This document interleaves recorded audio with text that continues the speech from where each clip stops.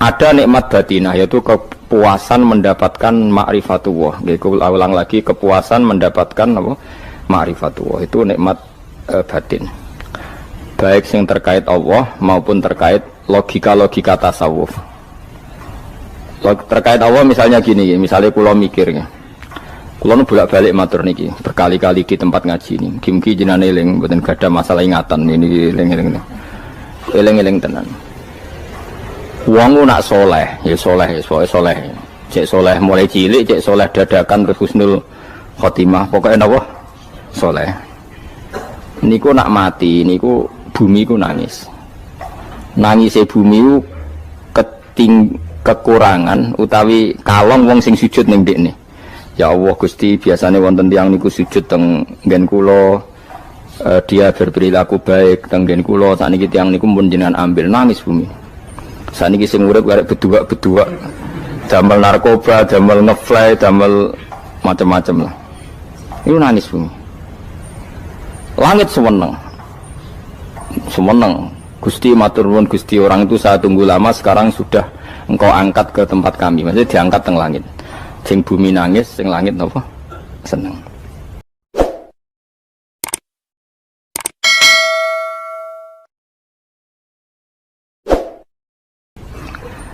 Nah kemudian kita berpikir begini, bumi kok iso nangis piye? Nah itu terserah sampean apa termasuk ulama zahir apa termasuk ulama batin. Kalau ulama zahir mengatakan bumi nangis itu mau kinayatun anil husni, pokoknya pantesi bumi itu susah, wong kelangan putra terbaiknya. Tapi nak cara ulama-ulama hakikat yang mengenali sekali betapa kudrohnya Allah, betapa kudrohnya Allah itu tidak terbatas. Itu yang meyakini bumi nangis itu nangis tenan. Misalnya ngaten kalau tak terang malih ya. Kowe bayangno dadi Nabi Adam, ngrungokno kowe. Kowe bayangno dadi Nabi Adam. Nabi Adam tenan maksudnya. Terus Nabi Adam orang pertama dia tahu betul kalau dia dicipta dari bumi. Dan dia pula tahu betul, beliau tahu kalau dia bisa ngomong, bisa mikir, bisa macam-macam. Terus indukannya beliau itu bumi. Mesti pikiran Nabi Adam, jangan-jangan bumi ini juga bisa berpikir kayak saya. Ini kan materi saya, karena saya dari bumi ini bisa ngomong, bisa melihat macam-macam. Terus bedanya apa manusia mbek napa? Umpama kowe dadi Nabi napa? Adam. Orang yang dekat sekali, qoribu ahdin, dekat sekali dengan kesaksian kudroh Allah. Gini ku dekne roh nak materine kok bumi, dan dia orang pertama yang urung lali kamane. Tapi ketika sudah ribuan orang, mungkin jutaan orang, lali, seakan-akan bumi itu tidak jenis dari kita. Bumi adalah hal yang berbeda dengan kita. Kita manusia berakal, bumi itu benda mati. Terus kowe katut wong goblok-goblok, bumi itu benda mati. Sajane ya rada kriminal wong Islam muni bumi itu benda mati. Enggak bisa berpikir, yang bisa berpikir hanya manusia. Itu kengawuran-kengawuran yang kita ciptakan sendiri, kita wariskan turun-temurun. Umpama kowe iku dadi ulama, ngomong ngono iku isin. Bumi kok nyekseni kowe sujud, banyu nyekseni mbok pangan, mbok ombe kanggo sujud. Semua itu bersaksi tentang kita. Nggih, lan sampean tanglet kula, cara melogika gimana? Begini, tak wari cara gampang-gampangan nggih. Tak warai tauhid sing kasyaf. Tauhid ini yang dawuh Sayyidina Ali lau kusifal khoto umastatu yakinan. Umpama somben tutup-tutup iku dibuka, akulah imanku ora tambah mbek pangeran. Karena tren dunia dan akhirat sama. Zaman ning dunia ya Allah ala kulli saing godin, kok zaman ning akhirat ya Allah ala kulli saing. Cara Sayyidina Ali, somben aku wis mati lah imanku ora tambah, meskipun aku ora swarga neraka. Lah kena napa? Darah padha wae, ning dunia ya pertunjukan kudratullah, ning akhirat ya pertunjukan kudratullah. Jadi pikirannya Sayyidina Ali seperti itu. Saya kan lahir misalnya tahun 1970. Berarti mulai Nabi Adam itu saya kan nggak ada. Ngerti-ngerti ada. Saya mengira waktu zaman tidak ada itu panjang apa cepat? Cepat, karena kita tidak melalui itu. Ujuk-ujuk wujud. Kadang aku mati ya wedi kan. Mau mati jebule kiamat 1 juta tahun kasih opo nang kuburan. Masuk di Khalillah ya. Makanya aku ya ora roh, tak tinggal turu sakmono kan yo nglilir. Nang nglilir terus nanti. Apa mlaku-mlaku nang donya, apa piye, nak turu ya kok ngani ngoyo turu kok ribuan tahun lintas Terus ya apa jajal? Sampeyan tak takoki, misale sampeyan ning kuburan iku apa? Apa ngadepi muka nakil tukaran terus itu keselen tukaran kok nopo ratusan ribu mungkin. Nah terus kita dilatih. Kata Sidina Ali gampang latihan seperti kata Sidina Ali apa gampang ya udah menjadi wong alim.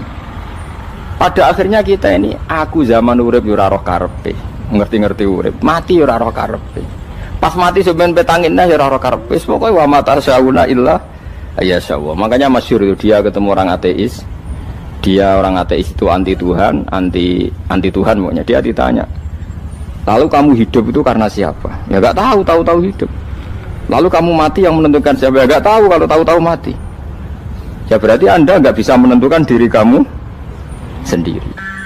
Akhirnya dia taslim. Ya ada yang menentukan. Lah ya ada yang menentukan itu dalam Islam disebut apa? Allah. Melalui disebut kalimatu haqqin. Alaiha nahya wa alaiha namut. Jadi kalau maknani itu kalimat yang benar-benar nyata, yang karena kalimat itu pula kita mendapat kehidupan, yang karena kalimat itu pula kita mati, yang karena kalimat itu pula kita akan bangkit lagi. Itu yang makna hakikat. Tapi kalau makna syariat nggak begitu. Kalau makna syariat begini, dan ini benar juga. Mengenai kena ada di ulama, ciri utama ulama itu jami'ul bayan. Dia kalau menjelaskan itu indah sekali dan orang pasti taslim. Sama saya tak warai tenan. Sama kan biasa wiridan la ilaha illallah kan biasa, mulai mimpin tahlil sampai kepeksa mergo do tahlil melok, sampai sing darani bid'ah akhirnya ya melok tanggane napa? Tahlil. Semuanya wale. Kata Ibnul Qayyim Al-Jauziyah dalam kitab Zadul Ma'ad. Kitab Zadul Ma'ad itu kitab kesayangannya Sayyid Abdul Al-Haddad. Sayyid Abdul Haddad itu pengarang kitab Zadul Ma'ad. Padahal kitab ini dikarang oleh muridnya Ibnu Taimiyah.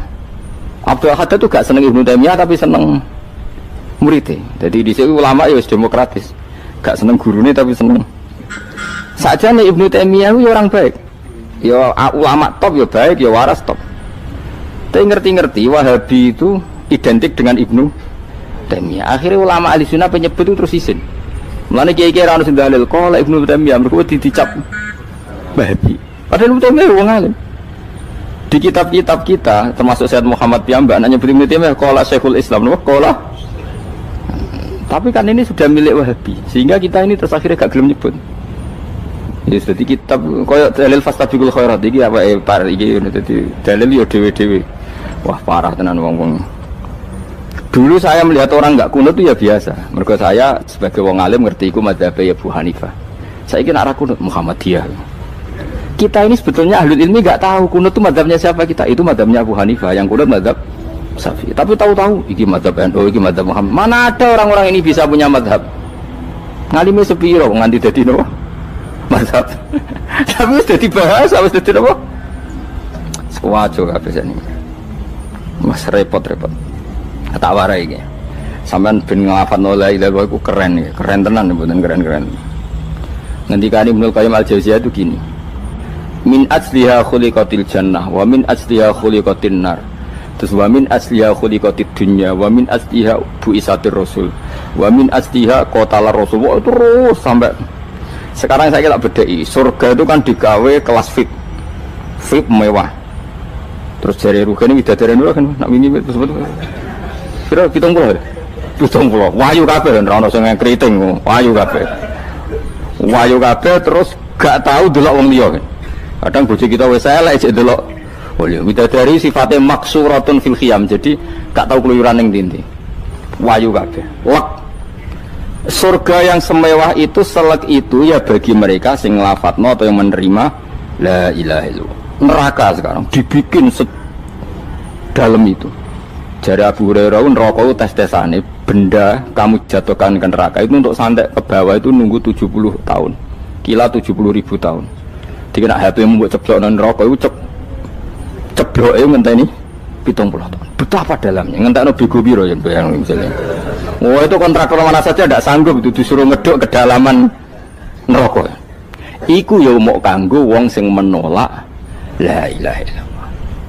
Jadi kalimat ini luar biasa. Swarga digawe bagi yang nerima, neraka digawe ya untuk yang menolak. Itu kalimat sing nak tahlilan turu iku lho.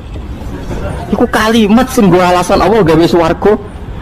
Terus kalimat sing suwe-suwe sing lafadzno diarani bid'ah iku. Itu kalimat sesakral ini nasibnya akhir zaman itu entek. Gara-gara dilafadzno tahlilan tersangka jadi apa? Bid'ah. Dulu kalimat yang dipuja-puja penyebab surga dan neraka. Saiki kalimat itu tersangka. Mau perkara napa? Bid'ah. Wis ki aja melok-melok, kowe debat ya ora iso makili aku sebarno iso. Kok kowe terusno dalan tok. Dah. Berarti la ilaha illallah itu kalimat yang surga dibikin karena itu, neraka dibikin ya karena itu. Kemudian Allah punya sunnah, lalu butuh pelatihan. Dikasihlah Allah gawe bumi. Piye manusia butuh latihan, dibikinlah bumi. Dan ini latihan ikrar la ilaha illallah dengan sadar, dibikinlah bumi, liyabluwakum terus dites. Wes digawe bumi, ono makanan, ono minuman, ono wong wayah, ono pegatan macam-macam, wong diutang sembulet macam-macam. Gue ngetes, eling la ilaha illallah apa eling utangi, eling la ilaha illallah apa eling kasusnya, pokoknya dites. Karena nggak fair kalau Allah bikin itu kemudian nggak dites, dibikinlah darul imtihan. Dunia itu bahasa Arabnya darul imtihan, tempat tes-tesan. Imtihan mana apa? Tes, liyabluwakum, diuji. Wes diuji kita hidup. Artinya kita dihidupkannya pun oleh Allah demi tes-tesan la ilaha, itu disebut kalimatu haqqin alaiha. Nah ya sebenarnya kita hidup pun ini untuk dites. Pada akhirnya la ilaha illallah apa enggak? Paham ya? Terus dites. Allah itu juga secara hukum itu kan nggak fair, dites kok nggak punya pemandu, dibikinlah rusul, diutuslah para rusul untuk pemandu. Tes itu kan butuh seru, mak pemandu tok orang musuhnya kan nggak seru, dibikinlah setan. Saat ini sebagian kita sudah setan, tapi ini ben seru. Lo ndak setan kan minal jinnati wan nas, rumangsamu setan usopo. Baik setan minal jinnati wan nas. Jadi kena muni auzubillahi minasyaitonir rajim, terjemahannya berlindung Allah dari saya sendiri ya Allah itu. Lo itu kalau lama dulu biasa auzubillahi min syururi anfusina wa min sayyiati a'malina. Sebenarnya kita berlindung hanya dari setan yang jauh, iblis itu enggak. Ya setan diri kamu sendiri, min syururi anfusina, dari kejelekan diri kita. Ngomongnya do wujud, soalnya setan tuh makhluk gaib sing piye. Lah kowe iku sapa? Nganti kowe maksiat terus mergo akrab klop, roh mbek setan ku klop. Mulane terus maksiat. Dah. Allah ngutus pemandu yang ngecul setan ben fair. Napa? Fair. Jadi semua darul ibtila ini juga demi kalimat. Nah, makanya disebut kalimatu haqqin sing alaiha nahya. Kita hidup ya demi mendapatkan kalimat itu. Kita mati nanti ya demi kalimat itu, artinya mati ke neraka ya karena kalimat itu kita menolak atau mengabaikan. Masuk surga ya karena kalimat itu kita hormat, kita benar dalam memperlakukan kalimat itu. Berarti alaiha nahya wa alaiha nam. Terus wa alaiha nub'as karuan, kalau kamu termasuk minal aminin ya nub'as minas solihin, kalau minal kafirin ya nub'as minaz zalimin. Tapi semua desain dunia ini hanya demi kalimat la ilaha illallah Muhammadur Rasulullah. Nah ini kan penting. Bagaimana mungkin kemudian kalimat sesakral ini, sehebat ini, kemudian ada orang tahlil kamu tidur. Kok iso? Kalau janggal kok iso wong turu. Misalnya kayak mangkel, kalau mangkel sing mimpin Gus, wira barbar. Bagaimana mungkin kalimat yang menyelamatkan Anda kemudian Anda anggap problem? Elek gak? Apalagi kamu anggap ini bid'ah. Nak cara kula oke lah, ndongakno mayit itu gak ono tuntunan Nabi. Tahlilan gak ono tuntunan. Tapi wis muni tok kono tok. Artinya menduk kono tok ora usah nyerang kalimah, enak kalimah tetap kalimah thayyibah. Soal kowe ora seneng sing tahlil, mergo tiga profesi lah iku wonge wae gedhinge aja geman. Ya saya misalnya, saya kadang enggak cocok sama mubalek karena kadang profesi. Tapi saya tidak pernah anti pengajian, bagaimana untuk membawa syiar Islam. Tapi kalau mubalek kadang ora seneng, kadang takon entuk piro. Bareng sangoni sithik, kok sumput mek transportasi ini. Lah ngono kok mbok senengi iku piye? Tapi kita terus gedeng keliru iku sing gawa syiar Islam. Mana ada pengajian didengar orang banyak tanpa mubalek? Gak iso. Ini iso melepukno barang-barang ra penting dadi penting iso. Lah cara guruku teng sareng ning ape melepuk kanggo panggung barang perkara. Tapi kadang ya benar. Yang namanya mudin mubalek ya itu bisa benar bisa salah, tapi kamu nggak boleh gedeng kalimatnya. Piye kalimat itu kalimat hak. Nah, ini penting kula utarakan. Sehingga zaman Nabi Sugeng ini rungokno tenan ngaji kula. Zaman Nabi Sugeng ada sahabat. Namanya itu Usamah bin Zaid. Ini sahabat kesayangannya Nabi, hibbu Rasulillah. Usama itu diutus Nabi perang. Ini dengerin ya, diutus perang. Pas perang itu si kafir tadi menggal temannya. Ada yang tangannya putus, kakinya putus. Wah, seorang kafir ini sudah luar biasa. Bacok sana, bacok sini. Ketika terdesak oleh pasukan Usama, kebetulan Usama ini cakap ya, sama beberapa temannya orang Ansor. Orang kafir yang sudah kotoa arjulana wa kotoa aidiana, dia pas terdesak bilang la ilaha illallah. Terus sama Usama tetap ditusuk, dibunuh karena dia berpikir ini qolaha muta'awwidzan, dia melafadzkan kalimat itu hanya berlindung dari pembunuhan. Setelah dilaporkan Nabi itu marah besar. Nabi ngendikan kaifa anta ya Usama bila ilaha illallah idza ja'at bika yaumal qiyamah.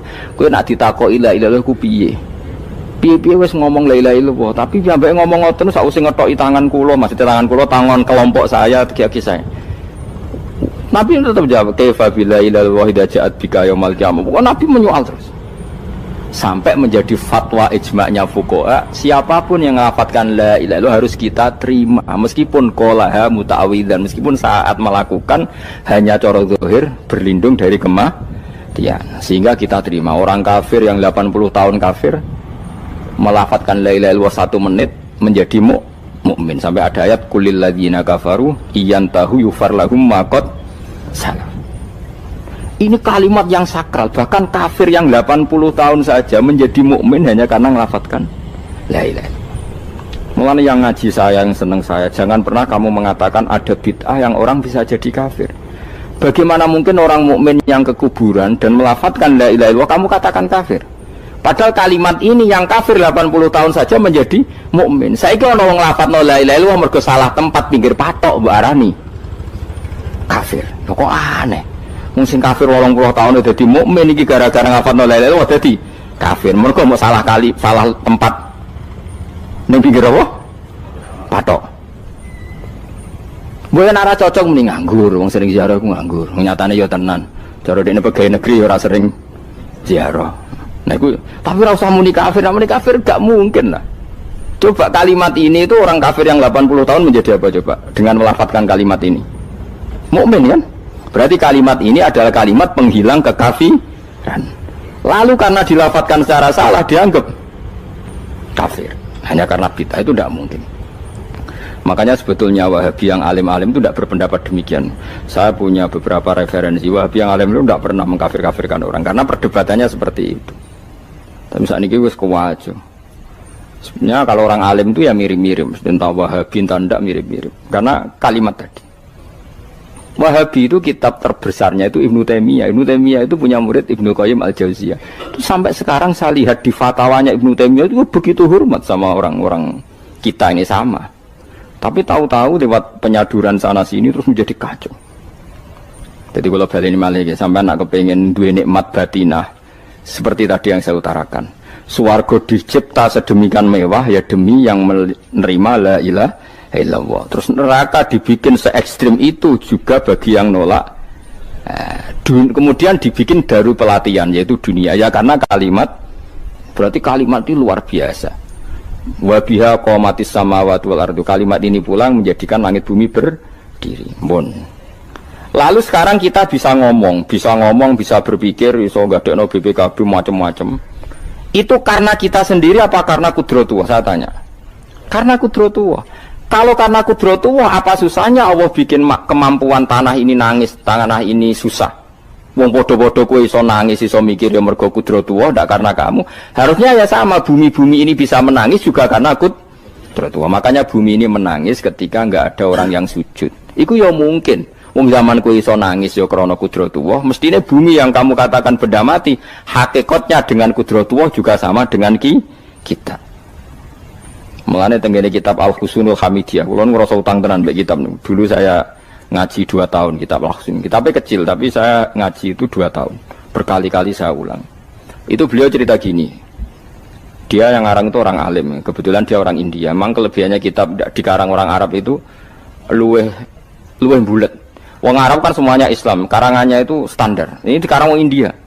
Di Tonggo Blodor, di masjidnya, dikarang ulama yang masyarakatnya itu udah karu-karuan.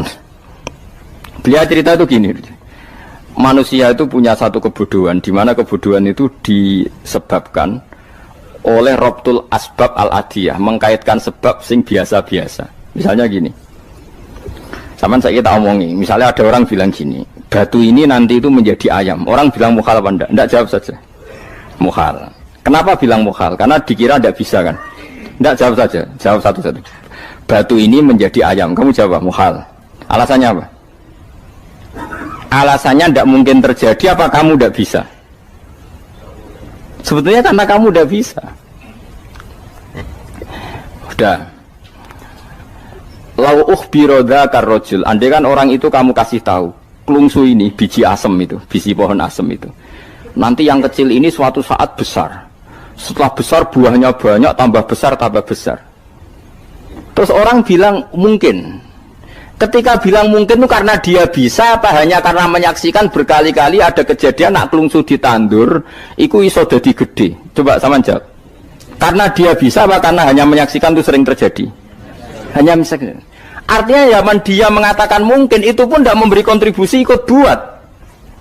Iya enggak? Tetap bergantung kudrahnya Allah. Dia hanya bilang mungkin karena sering melihat. Sebenarnya dia enggak sama sekali memberi kontribusi. Lah ya darani mungkin ya ora urun. Paham ya? Lalu kenapa dia kecangkeman terus muni wong wis mati dadi lemah gak mungkin dadi manusa meneh. Lho zaman dadi manusa sing wis ngene iki kok mani dene lara melo gawe. Terus muni mungkin mergo sering terjadi, sering roh, sering bersaksi. Berarti sebetulnya manusia itu pakai ukuran dia mampu tidak mampu apa pakai ukuran bersaksi melihat. Bersaksi. Nah ini kan problem kita sebagai manusia itu problem.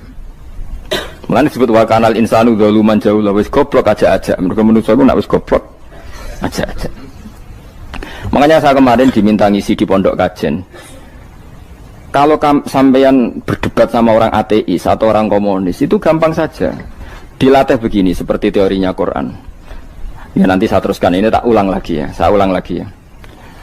Andai kan nggak pernah terjadi telur itu jadi ayam, nggak pernah terjadi sama sekali. Telur itu jadi ayam. Terus kamu mengasih tahu orang tadi, telur ini loh nanti jadi hewan yang hidup terus terbang. Mesti dia bilang mukhal, mau benda mati kok nanti jadi benda hidup yang terbang ngalor ngidul. Berhubung sering terjadi dan dia pun tidak ikut bikin, bilang mungkin. Paham ya? Saya ulang lagi ya. Berarti dia bilang mungkin karena sering apa? Terjadi dan dia lihat. Andai kan pertama kali gak ada telur sama sekali yang jadi ayam, terus pengalaman pertama di dunia belum pernah terjadi. Kamu kasih tahu telur ini nanti jadi ayam terus terbang. Orang ini bilang mukhal enggak? Mukhal. Berhubung sering terjadi bilang enggak? Mukhal. Nah berarti kita nanti bangkit dari kubur gampang saja bagi Allah. Cuma belum pernah terjadi kamu mengatakan mukhal. Nah makanya otak kita harus dibenahi. Makanya jogeman percaya ambek yang pernah kita lihat, yang sering kita lihat. Percayalah dengan akal, tapi akal waras tuh. Para waras itu serepot tatanannya wangil. Makanya Islam tuh melatih. Kul falillahil hujjatul balighah. Misalnya begini ya, dulu kalau Gerwani atau PKI atau siapa saja lah, itu kalau melatih anak-anak TK, makanya seorang ulama harus punya kecakapan penjelasan ibanatul ahkam. Itu anak-anak kecil dilatih. Anak-anak kamu terpejam, mintalah manisan sama Allah. Ya Allah saya minta manisan, saya minta permen.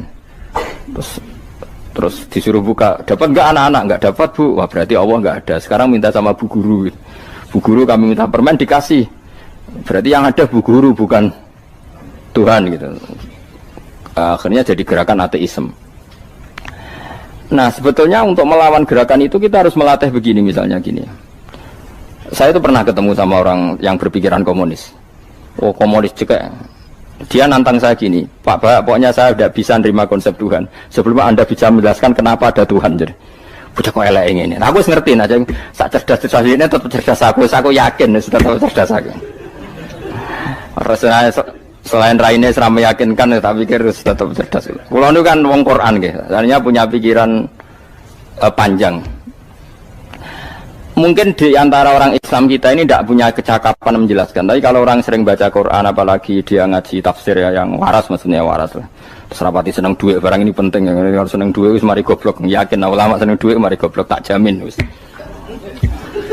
Umpama alim wis kelas B, kelas C gak bisa, tahqiq gak bisa. Kalau tahu dikandani kanca kula, kula riyen ambek jenengan udah saya kaca akeh. Lah kena apa? Cok seneng duit kok. Duit wis masalah bagi ulama. Ora duwe ya luwih masalah kan ya. Maksudnya ora usah seneng tapi aja terus gak duwe.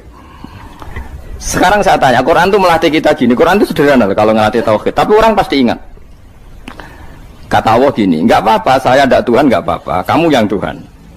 Tapi buktikan kalau kamu Tuhan. Caranya gini, am khalaqus samawati wal ardi. Ya nggak apa-apa, kamu yang Tuhan nggak apa-apa. Tapi buktikan kalau kamu menciptakan langit, bumi. Mereka pasti ikrar. Ya tidak mungkin saya menciptakan bumi. Saya lahir sudah ada bumi. Yesus lahir sudah ada bumi. Nggak mungkin Tuhan. Terus Tuhan membuat pertanyaan kedua, am khuliqu min ghairi syai'in. Ya sudah, kalau saya tidak Tuhan, lalu nggak ada Tuhan, berarti alam raya ini tercipta oleh sesuatu yang nggak ada. Aneh nggak? Misalnya sebelum alam raya ini nggak ada Tuhan. Berarti sebelum alam raya ini kan adanya nihilisme, sesuatu yang nggak ada. Kemudian sesuatu yang nggak ada menjadi penyebab sesuatu yang ada. Aneh nggak? Luwih aneh. Sesuatu yang nggak ada itu mestinya kan nggak bisa ngelabeti, nggak bisa berfungsi, nggak bisa ada gunanya. Wong jenenge ra ono iku ora marai apa-apa. Mau ra ono kok dadi sebab. Sesuatu yang menjadi sebab itu yang wujud apa yang nggak ada? Yang wujud. Sak takok ini. Lah kalau nggak ada Tuhan berarti alam raya ini lalu sebabnya apa? Ya dari ketiadaan, lalu tiada itu menjadi sebab. Leong tiada kok jadi sebab tekem lho. Mikir.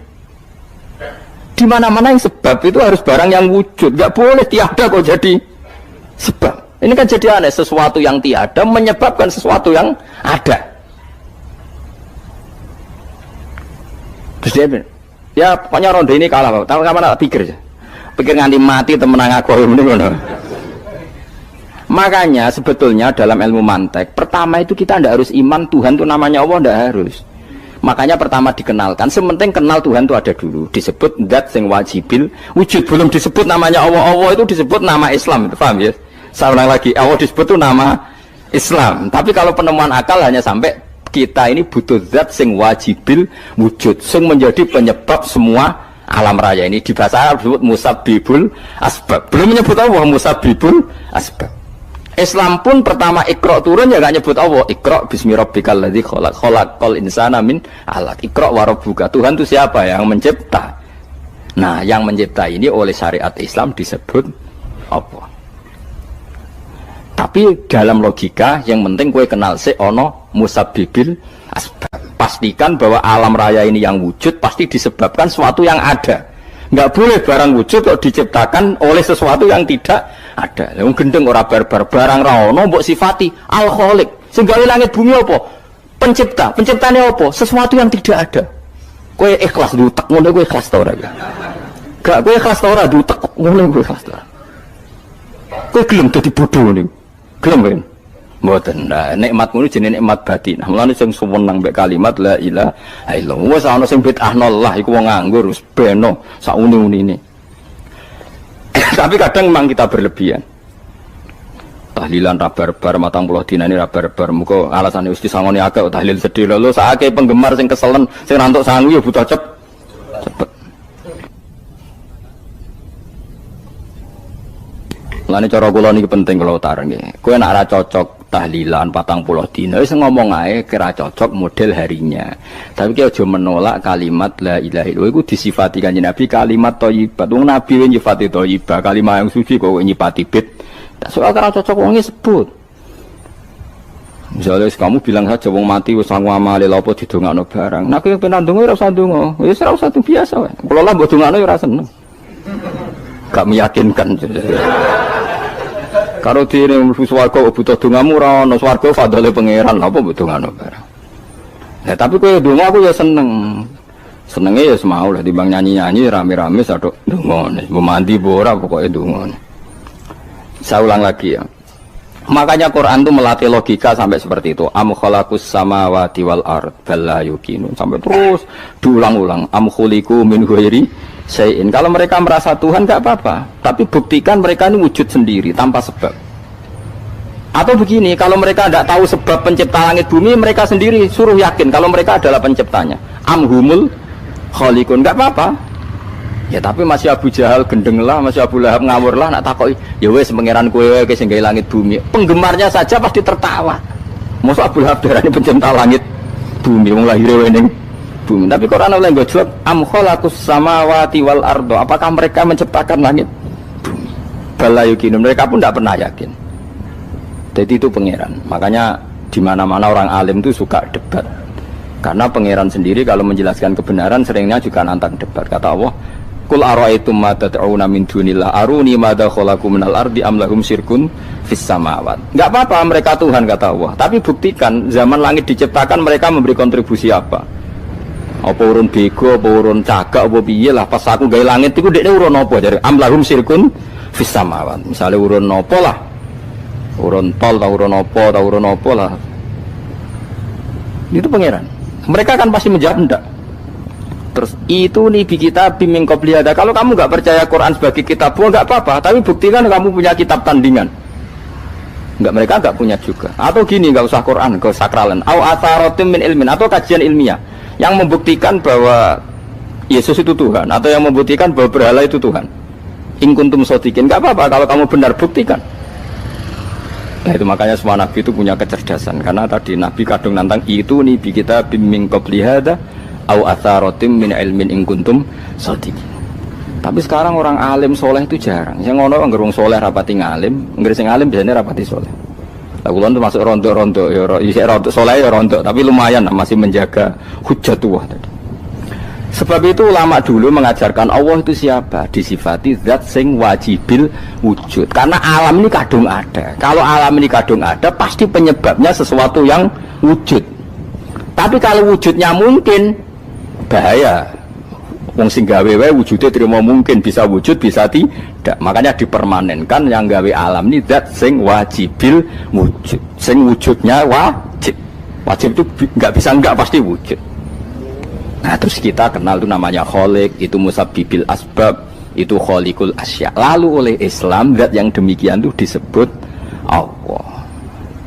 Terus jadi la ilaha illallah. Nah orang yang bertauhid gini tentu punya kenikmatan batin yang luar biasa. Sehingga saya bayangkan nanti mati yang ngono biasa wae kan. Gusti zaman kula teng donya ora melok ngatur oksigen, ngatur nyawa, apa mati ndak ra ngoten. Mulane jare Siti Ali, jenengan jenengan nak mati tambah pinter apa biasa? Ya biasa wae. Ning bumi yo ndelok kudrohe Allah, kok ning akhirat ndak ra padha wae ndelok kudrohe Allah. Mulane beliau masyhur guyonan beliau lau kusifal ghata mastatu yakinan. So ben aku nek mukasafah ning akhirat imanku yo ora tambah ya biasa wae, standar-standar wae. Maksudnya kue ning dunya ujung-ujungnya paling pokok ya menyaksikan kudratullah. So ben ning akhirat ujung-ujungnya paling pokok ya delok kudratullah. Ning dunya saiki Allah ya matlubi sing kita cari. So ben ning akhirat ya Allah matlubi. Paham ya? Artinya hukum dunia dan akhirat itu sama. Kita di dunia golek ridhanya Allah, ning akhirat ya golek napa? Ridhanya Allah. Lah soal kecil itu, tapi ning akhirat kan masalah Gus pun rokok masalah, diutang ditagih yo masalah, kere suwi ku yo masalah. Ya biasa jenenge makhluk anane masalah. Sing ora oleh di masalah pangeran. Secara dalil ini meyakinkan sekali karena ketika Rasulullah rembukan sama sahabat, kita dengan apa memaklumatkan orang kalau waktu sholat masuk? Ada sahabat yang usul pakai kentong, dzakalin nasoro itu Nasrani. Ya pakai buk itu semacam trompet besar, dzakalil Yahud. Kemudian ada yang usul kalau gitu api ya Rasulullah, dzakalil Majus. Sehingga dari hadis itu Mbah Hashim berpikir kentong itu haram. Tapi Mbah Fakih Mas Kumambang itu mengkritik Mbah Hashim dengan ngarang kitab Hazurru'us Antahrimin Nakus. Jadi beliau ngomentari kitab itu sambil geleng-geleng kepala. Kitab kok keliru nganti ngono itu. Jadi cara pikirannya siapa Ki Fakih. Kentong di Indonesia itu kanggo wedhus dicolong gitu. Pos kampling gitu. Kalau ada banjiran ya kentong, ada maling ya kentong. Jadi nggak ada persamaan sama sekali dengan kentong yang milik orang apa? Nasrani. Sehingga di pondok saya itu ada kentong tapi jelek sekali. Karena itu satu-satunya cara supaya beda dengan kentong yang di gereja. Kalau elek kan mirip kentong di pos kampling. Itu ya agak-agak ilmiah sedikit. Dulu ceritanya Gus Zofur itu saya teruskan. Itu singkat cerita, itu kalau yang di kejadian di Termas itu Mbah Dimyati sudah nyuruh semua kentong disembunyikan karena mau ada Mbah Hashim. Cerita itu mukarrar di Kiai Fakih sama di Kiai Dimyati Termas. Setelah kentong dikumpulkan semua, Mbah Hashim datang, seneng, ngiranya Syekh Dimyati ini sependapat dengan beliau, yaitu sama-sama nggak ada kentong. Tapi setelah itu ada santri yang matur, Mbah Dim pun beres kentong pun kula delikno sedanten. Itu di depan Mbah Hashim. Jadi GR-nya Mbah Hashim bahwa Mbah Dim itu sependapat akhirnya hilang. Ternyata ini akal-akalan toh gitu. Karena santrinya matur, Mbah Dim pun beres sedanten kentong beduk sudah disingkirkan. Itu di depan Mbah Hashim. Saking lugunya santri, nah saking ikhlasnya agak ngerti mahalus syahid ini adalah Mbah Hashim. Saya mau meneruskan cerita Gus Zofur. Dulu ini cerita dulu Mbah Mun ngaji di Lirboyo, tapi Kiai Makhrus ngaji sama Kiai Khalil Harun. Kiai Khalil Harun itu adik juga sekaligus muridnya Mbah Umar Harun. Mbah Umar Harun itu generasi kedua setelah Mbah Ghazali. Beliau menantunya Mbah Ghazali, tapi ya sudah ponaan. Sehingga tradisi ini penting karena saya berkali-kali bilang di mana-mana. Status orang tua dan mbah itu adalah terserah anak cucunya. Bukan terserah mbahnya, tapi terserah anak cucunya. Saya tidak akan bosan mengingatkan ini. Saya pernah di makamnya Nabi Yakub, itu ya dikemuli bendera Israel. Di makamnya Nabi Dawud. Nabi Ibrahim juga dekat sinagog. Sehingga Quran membela Nabi Ibrahim disebut maka anak Ibrahimu Yahudiyya wala Nasraniyya. Karena ketika beliau berposisi di Israel, kemudian penguasanya adalah Yahudi, bisa saja makam ini ditulisi dan distatuskan ala Yahudi. Ya seperti Nabi Yakub. Nabi Yakub itu nabi yang kita yakin tentu berkeyakinan beliau orang baik, orang muslim, orang mukmin, tapi karena di desain mereka ya dikemuli bendera Israel dan disebut Abul Yahud. Karena kita tahu nama lain dari anaknya Nabi Yakub adalah Yahuda bin Yakub bin Ishak bin Ibrahim. Sehingga perasaannya orang Yahudi menjadi Yahudi itu yang ngikuti mbah-mbahnya. Nah khawatir saya ketika buyut-buyut kita kaya, buyut saya itu orang kaya dulu, namanya Badur Rahman.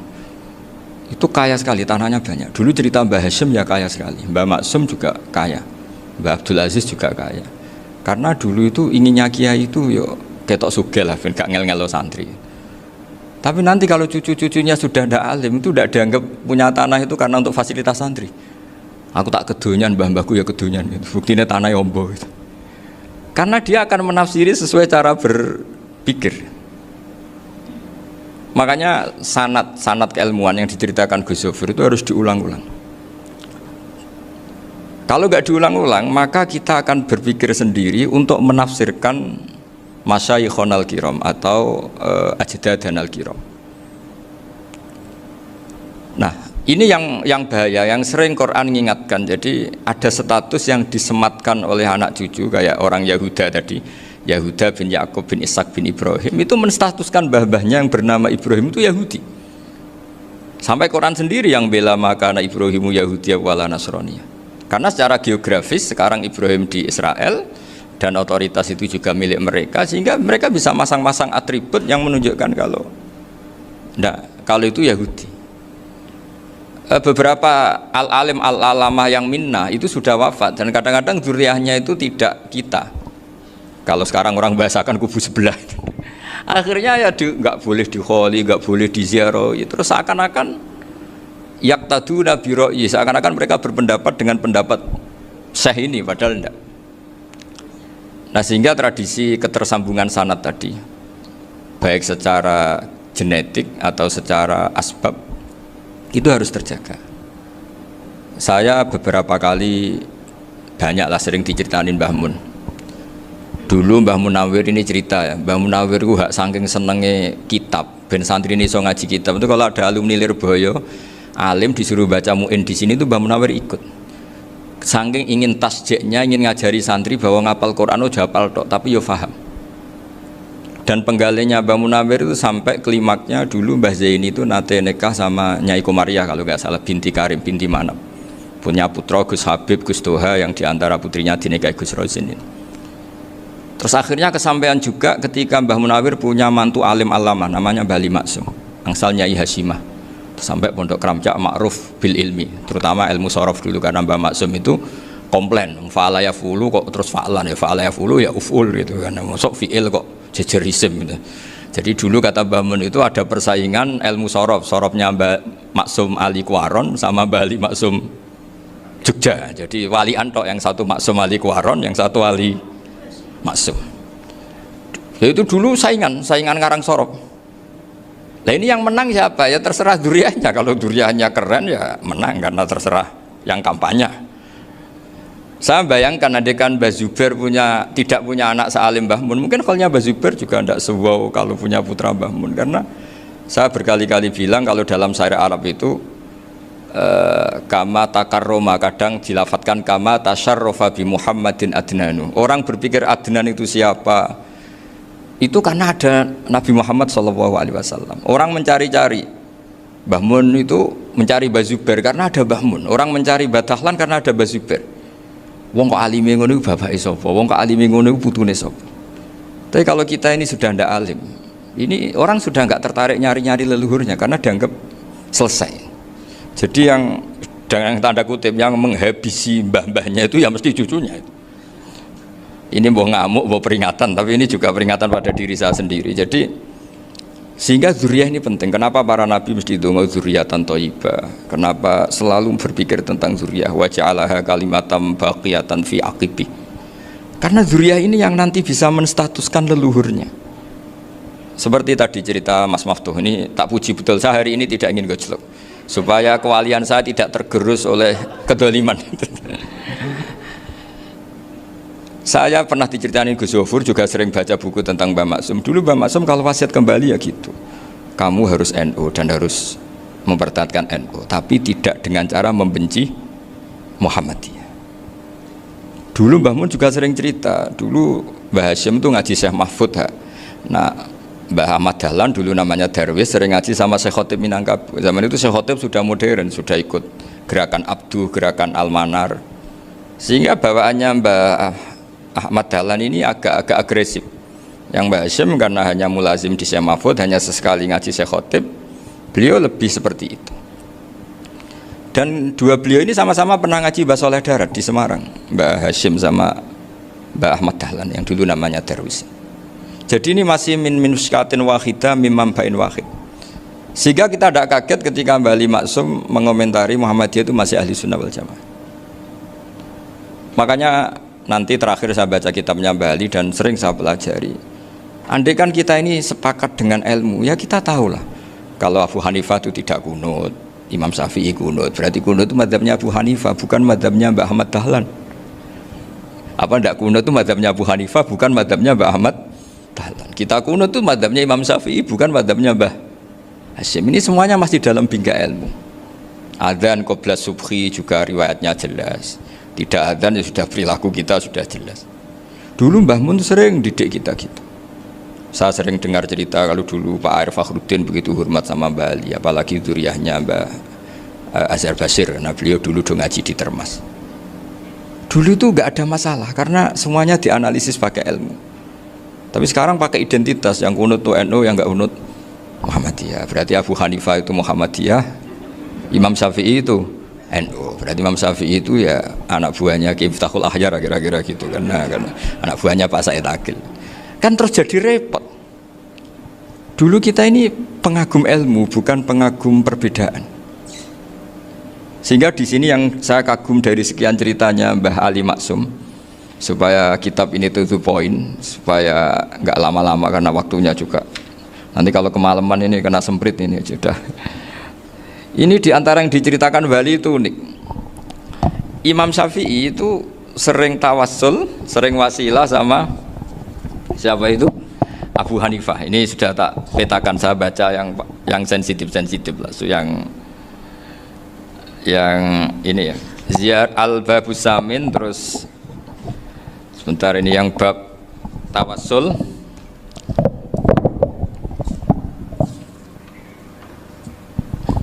Ini di sini halaman 90, mungkin santri-santri Kerapiak bisa ngecek lagi di kitab Hujatul Ahli Sunnah.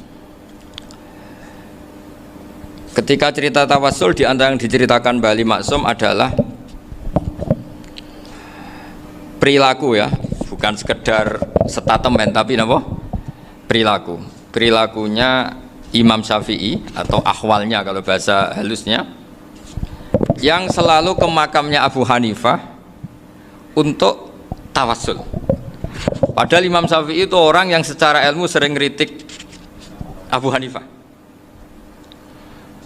Jadi ini saya baca ini di halaman 100, jadi tawassul mulai halaman 9 berapa ini sampai halaman ini yang qala sami'tu Syafi'iyya yaqul inni la atabarraku bi Abi Hanifah wa aji'u ila qabri fi kulli yaumin za'iran fa idza uridat li hajatun shallaitu rak'atain halaman 100 waji'tu wa sa'altu wa ta'ala al hajat indahu fama tab'udu anni hatta tuqda. Kanal Imam Syafi'i ayyama huwa bi Baghdad yatawassalu bil Imam Abi Hanifah yaji'u ila dorihi fayusallimu alaihi wa yatawassalu ila Allah bihi fi qada'i hajati. Terus wa yatawassalu Imam Ahmad bi Imamina Syafi'i. Jadi di antara yang diceritakan Mbah Halim Maksum itu betapa Imam Syafi'i yang terkenal sering mengkritik Abu Hanifah dalam tatanan fikih karena beliau tidak percaya ada istihsan. Abu Hanifah berpendapat adanya istihsan dan kita tahu lah ikhtilafu Syafi'i wa Abu Hanifah itu besar sekali. Tapi beliau itu tahu Abu Hanifah itu orang yang sangat soleh. Abu Hanifah itu kalau ketemu sama orang yang utang beliau itu yang lari bukan yang utang Abu Hanifah, karena takut orangnya itu izin. Jadi kalau ketemu yang utang di jalan itu yang sembunyi itu Abu Hanifah. Kenapa engkau sembunyi? Ada yang utang saya lewat, nanti orangnya malu. Jadi setingkat Robi'ah Adawiyah itu beliau di rumah ada maling itu sembunyi. Ditanya kenapa engkau sembunyi? Malu, gak ada yang dimaling. Malu sama malingnya karena serumah itu gak ada barang yang layak dicolong gitu. Itu Robi'ah sabda sembunyi. Itu yang bisa niru itu Abu Hanifah. Jadi wali-wali besar ini ternyata saling menghormati dan saling tawassul. Nah saya berharap tawassul ini bukan sekedar perilaku sosial, tapi memang ada sanatnya. Sehingga terus diceritakan Bali di sini dulu istaqa Umar bil Abbas. Kata siapa tawassul harus dengan Rasulullah SAW? Dulu istaqa Umar bil Abbas. Sayyidina Umar itu tawassul istisqa dengan Sayyid Abbas. Padahal kita tahu Sayyid Abbas ini tidak nabi. Terus beliau cerita sampai Imam Syafi'i tawassul sama Abi Hanifah. Sehingga gak ada perdebatan itu kan Umar. Kalau Umar kan ada jaminan boleh diikuti karena beliau sahabat. Bali cerita tentang Imam Syafi'i yang tawassul dengan Abu Hanifah. Seargumentatif itu. Sehingga ada cerita dalam sebuah tafsir. Ya saya ulang lagi, ada cerita di sebuah tafsir. Kenapa Nabi Musa ditanya Allah wa matilka biyaminika ya Musa? Ma'ana wa ta'ala a'lam. Tentu Allah sangat tahu yang dibawa Musa itu apa. Karena Allah tahu Nabi Musa itu grogi. Orang dipanggil Wali Maksum pasti grogi, santri dipanggil Mbah Mun pasti grogi. Kenangan saya setiap dipanggil Mbah Mun ya mesti tanya yang ringan-ringan, wis sarapan ha. Arung sarapan ya sarapan. Pas sarapan ya kan tanduk mangan sing enak, wong santri ora tau mangan enak. Ya enggak pernah ngomong yang penting, ngendikan yang penting. Nah, karena Nabi Musa ini grogi, ini sebagian tafsir. Itu ditanya yang ringan, sahaja itu gawa apa? Karena pertanyaannya ringan, Nabi Musa juga ringan. Ya Nabi Musa itu sampai lali, itu pangeran, sing ya'lamu sirra wa akhfa. Diterangno. Niki tongkat Gusti. Gunane kathah Gusti tongkat iki. Qala ya asaya atawakkau 'alaiha wa ahusyu biha 'ala ghanami wal ya fiha ma'arifu ukhra. Oh, tongkat Gusti niki penting Gusti. Nggih nak nggih macam-macam lah Gusti. Atawakkau 'alaiha wa ahusyu biha 'ala ghanami kangge menghalokan. Masih terangno terakhir dan yang lain-lain Gusti. Wal ya fiha ma'arifu ukhra. Sehingga akhirnya rileks. Karena Nabi Musa terus ngerti. Ternyata ketemu pangeran itu gak seserem yang saya bayangkan gitu. Pertanyaannya ringan. Itu ada ilmunya. Tapi cerita ini yang versi tafsir ini tidak yang seperti di Manaqibul Ghazali.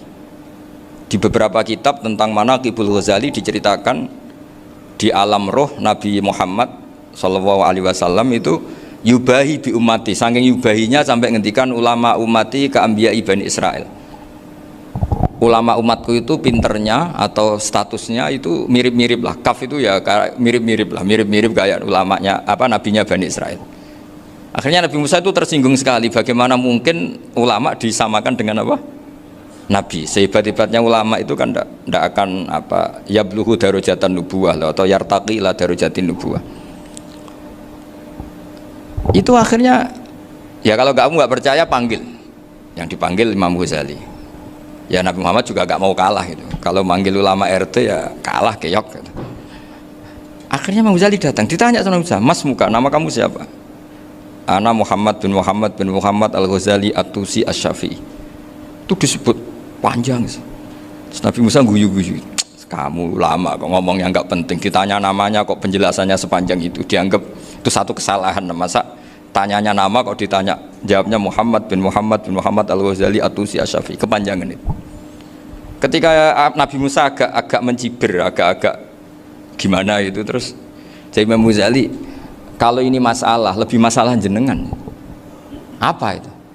Yang tanya jenengan tuh Allah ya alamu sirra wa akhfa, dan Allah hanya tanya wa ma tilka biyaminika ya Musa. Harusnya jenengan jawab asoya titik, bukan kepanjangan. Atawakkau 'alaiha wa syubha itu kepanjangan. Allah tanya yang di bawah kamu itu apa? Yang di tangan kamu. Harusnya jawabnya hanya asoya. Tapi kenapa penjelasannya sepanjang itu? Sampai terakhir waliya fiha ma'aribu ukhra. Terus pinter tenan jadi gitu. Terus Nabi Musa terus bilang, ya pinter tenan aja gitu. Padahal kita tidak pernah GR seperti itu kan, kebetulan Imam Ghazali gitu. Kalau yang lain mungkin ya keok lah kira-kira gitu. Tapi ini cerita dalam khazanah keilmuan. Benar yang dikatakan Gus Zofur. Saya termasuk orang yang pernah mondok Lirboyo Pasanan. Jadi setelah saya disuruh nemani Gus Kamil, tahun berikutnya Gus jenengan disuruh. Pokoknya anakku mbah sakulan lah kudu tahu mondok Lirboyo. Piye aku tahu ngaji Wakarim. Terus yang disuruh mbaturi Gus Kamil itu saya. Jadi saya pernah 1 bulan tuh di Lirboyo. Karena saya ini santri beling ya, kontraknya pokoknya penting ziarah Bakarim. Biasanya nggak pernah ngaji ya, pokoknya gerbar ngisa. Ziarah ya sudah. Ngaji subuh ingat saya sama Gus Imam. Itu dari 17 hari ingat saya ngaji 2 kali. Tapi kalau ziarah ke Bakarim sudah lupa jumlahnya karena memang kontraknya disuruh ziarah. Sampai seperti itu. Dan saking senengnya bangun sama Bakarim saya masih ingat. Ngamplopi salam template itu masih ingat untuk Gus Anwar, untuk Gus Imam, untuk Gus Kafabi, termasuk untuk Gus Maksum. Itu malam-malam saya dijak ngamplopin. Zaman itu saya masih ingat selawewu. Zaman itu kos 1 bulan itu 13.000. Jadi kira-kira kalau 25.000 itu untuk kos 2 bulan. Jadi saya krusnya itu pakai kos. Saya masih ingat Mondok Sarang itu kos 1 bulan 13.000. Berarti kira-kira 500.000 itu di amplopin sendiri sama Bang. Ini untuk Gus War, ini untuk Gus Imam, ini untuk Gus. Padahal Gus Imam ini mondoknya sudah di Mbah Mun. Itu Mbah Mun hormatnya sampai untuk jatah salam template. Nah yang ribet kebalikannya, kita pulang Gus Imam karena melihat Gus Kamil ini putrane Mbah Mun, Gus Kamil disangoni. Saya juga disangoni karena Gus Imam dulu ngaji juga sama Pak D saya, sama keluarga saya. Itu kata Gus Kamil setelah keluar, mau kamu nih gua abal ya, boten berarti gua aku. Karena ini penting, ini kalau sampai dianggap tukar guling, ribet deh. Jadi ditakwil sendirilah, mau kamu nih gua abal ya, boten wis, yes berarti halal. Tapi sama Mbah Mun ya ditanyanya bukan apa karena untuk meneruskan tradisi bahwa kalau kiai ketemu itu ya saling memberi hadiah, saling itu sudah faqaddimu baina adina juakum apa sotak. Sehingga ketika Krapyak ini punya Bali Maksum alim allamah, kemudian melahirkan murid-murid yang juga ibar kayak Mbak Warsun bisa ngarang apa Kamus Al-Munawwir, Pak Bik juga punya karangan Kamus Al-Mu'asir. Saya itu punya semua. Karena ini adalah buah dari bahwa kita ini tidak kalah sama produk-produk yang di sana. Bahwa produk di kita ini sudah cukup untuk mengantarkan orang menjadi alim allamah. Dulu Mbah Zubair ke Mekah ya sudah alim allamah. Gus Zofur ke Al-Azhar sudah alim. Semua teman-teman kita ke Mekah itu sudah alim semua. Padahal produk mondoknya ya tadi mau digojlok kiai ini, terus mangkel be keamanan biasanya itu. Biasanya musuh besar pondok itu keamanan. Jadi ya bukan berarti gojlok ibunya Gus Maftuh, enggak. Biasanya keamanan itu musuhnya apa? Banyak. Itu tradisi keilmuan itu harus dijaga dengan hujjah dan dengan tadwin, dengan pembukuan. Saya punya sekian cerita ya. Misalnya dulu kita mungkin iskal itu janggal. Kenapa sih orang Islam tukaran sama orang Islam itu? Sehingga di antara doa Nabi yang enggak dikabulkan Allah, enggak boleh dikabulkan sama Allah, enggak boleh, bukan berarti enggak mustajab. Redaksinya famana aniha, memang enggak boleh. Redaksinya bukan falam yastajib lahu, tapi famana aniha. Di Al-Marrah As-Salisa ini Nabi dilarang, yaitu melarang umat Islam itu jangan sampai tukaran sama umat Islam sendiri. Itu kata Allah, ya enggak bisa kata Allah, kalau itu tidak saya kabulkan. Itu dulu guru-guru kita nyontohkan sederhana. Kira-kira kalau saya tukaran wek Gus Zofuru, Mbah Mun luwih ikhlas dibanding ditukari wong liya. Nek ana kakak ditabuk adik, wong tua luwih ikhlas dibanding ditabuk tangga. Barokahnya membaca kita lebih mentoleransi. Kalau ada Mbah Hashim dikritik Mbah Fakih Mas Kumambang, kita ikhlas itu. Tidak dikritik guru PAUD itu kan. Atau dikritik orang-orang yang nggak bisa ngaji. Artinya ternyata keliru kita bilang kiai kok tukaran, justru bagus kiai tukaran dibanding kiai dikritik guru PAUD atau dikritik orang-orang yang nggak bisa baca kitab. Akhirnya barokahnya baca kita menjadi tahu. Dulu Mbah Mun sering cerita, ini masih cerita silsilah ya. Jadi Mbah Ali Maksum tadi kita tahu di antara guru besarnya Mbah Ali Maksum tentu Mbah Mahfud Termas. Beliau adalah adik dari Kiai Mahfud Termas. Mbah Dimyati ini adik Kiai Mahfud Termas. Itu punya saudara namanya Abdul Razak, juga punya saudara namanya Dahlan, itu yang membawa Thariqah Syadziliyah di Solo Raya, yang sekarang alhamdulillah diteruskan Gus Wafi. Dulu di antara pesannya Mbah Mun ke saya, hak Wafi kandani kon ziarah ning Mbah Dimyati. Mergo Thariqah Syadziliyah dulu itu yang bawa keluarganya Mbah Dimyati. Jadi semuanya ini masih dzurriyyatan ba'duha min ba'd. Nah pesan saya karena tadi Mbah Munawir yang termasuk orang pertama yang bawa Quran, bawa Qiraah Sabah.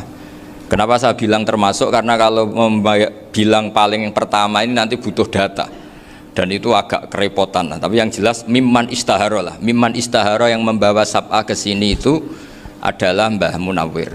Terus beliau ngajarkan diantaranya ke Mbak Arwani pakai kitab Satibi, pakai kitab Nazmus Satibi. Terus Nazmus Satibi itu diteruskan oleh Mbak Arwani, ditulis. Yang nulis dulu Mbah Dola Salam. Bapak saya itu murid Mbah Dola. Dulu Mbah Dola sebelum ke Mbak Arwani ngaji sama Ki Said di Sampang. Bapak saya sebelum ngaji di Mbah Dola sudah hafal Quran lewat buyut saya sendiri namanya Ki Zubaidi. Yang Ki Zubaidi akhirnya jadi menantunya Mbah Ahmad Su'eb. Jadi buyut saya kandung ini namanya Sofia, itu angsal keluarga Lasem, yang adiknya Sofia ini punya adik Badiah yang jadi ibunya Ki Sahal. Terus Ki Sahal punya Mbak Yu namanya Muzayanah, punya di garwa Ki Mansur punya anak Gus Qayyum. Jadi dulu ibu saya, ibunya Gus Sofur, ibunya Pak Maftu itu semuanya di Lasem. Karena saya dari keluarga Gen ya Lasem, dari keluarga sanad guru ya Lasem. Tapi Lasem Bahdawi itu dulu ngajinya di Mbah Umar Harun di Sarang. Mbah Umar Harun ini menangi Sayyid Ahmad Zaini Dahlan. Sayyid Zaini Ahmad Zaini Dahlan ini punya cucu keempat yang hidup di Sedan, terus makamnya di Lasem, namanya Habib Haidar, itu yang nulis biografinya Mbah Maksum. Mbah Maksum bukan Bali, biografinya Mbah Maksum itu ditulis oleh Habib Haidar, namanya Haidar bin Hasan bin Sodaqoh bin Ahmad Zaini Dahlan. Nah, Habib Haidar ini menantunya Sayyid Hamzah Sato. Hamzah Sato itu Hamzah bin Abdullah bin Umar, itu kakaknya Sayyid Abi Bakar Sato, Sohibul I'anah. Nah Sayyid Umar ini yang dulu ngajari mbahnya Mbah Mun namanya Ahmad bin Su'eb. Nah, di antara ajarannya adalah baca kitab-kitab kecil yang bisa dihafal. Dibawalah ke sarang jadi metode muhafadzah. Tapi kemudian lama-lama oleh pondok itu jadi syarat kenaikan kelas. Dulu nggak ada muhafadzah untuk kenaikan kelas ya, supaya orang alim itu harus hafal. Lama-lama dipakai syarat untuk muhafadzah. Jadi semua ini sanad harus kita ingat supaya kita bisa menjaga tradisi. Termasuk tradisi ini kiai seneng jagungan, terus ngomong ra penting. Itu juga sanad. Setahu saya Mbah Mun itu kalau ketemu bapak ya guyon terus. Saya punya kenangan tuh yang dulu agak iskal tuh begini. Ada isu lah, entah isu entah hoax entah apa, ada kaji itu agak beling itu, pokoknya beling lah gitu. Seneng siapa itu, rondo lah apa. Pokoknya beling gitu. Ketika Mbah Mun dilaporin tamu kalau kaji itu beling sama rondo itu. Mbah Mun tanyanya lucu. Lho ayu no cung. Wahyu banget Mbah. Wahyu. Itu bapak juga bakas ayu nih. Dulu saya sekali ini kiai kok bakas wong ayu, bakas budine barang lah kira-kira gitu. Tapi setelah saya tambah alim, tambah ngerti itu, kata bapak gini, ya apik bakas ayu hak timbang iya no malah qadzaf. Ternyata seni. Sekali Mbah Mun atau bapak bilang, kaji kok zino, kaji, maka larinya ke qadzaf. Maka menghindari bahasa menuduh, ngomong yang nggak penting. Loh ayo no. Jadi kiai dulu tuh orang sok suci tapi dia menghindari hal-hal yang jadi punya seni untuk ngelola kehidupan. Orang bermalam-malam jagungan sama teman asik itu kan perlawanan terhadap nafsu kita, syahwat kita untuk mungkin nikmati dugem di bar atau di tempat-tempat maksiat.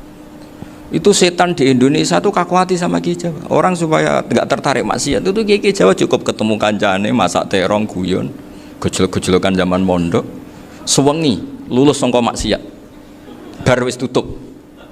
Perlawanannya sederhana, nggak pakai tahajud, nggak pakai wiridan, karena Kiai Jawa juga koyoknya rapati potongan ahli ibadah gitu. Itu jagungan gitu. Jadi setahu saya itu pernah lihat Bali itu sekali ketika beliau ngisi ceramah di Mbah Hamid Bedowi. Saya masih kecil diajak bapak. Dulu kalau bapak ngelihat Bali sama Mbah Hamid itu mesti nangis karena dua orang alim bertemu. Yang akhirnya ya bisanan itu. Mbah Hamid punya anak Gus Nasih, di sini ada Mbah Nafisa, terus jadi Mbak Salih Hindun itu. Jadi dulu tuh ya guyon terus ketika ketemu. Itu yang sering bodoni Mbah Hamid itu ya Ki Bisri.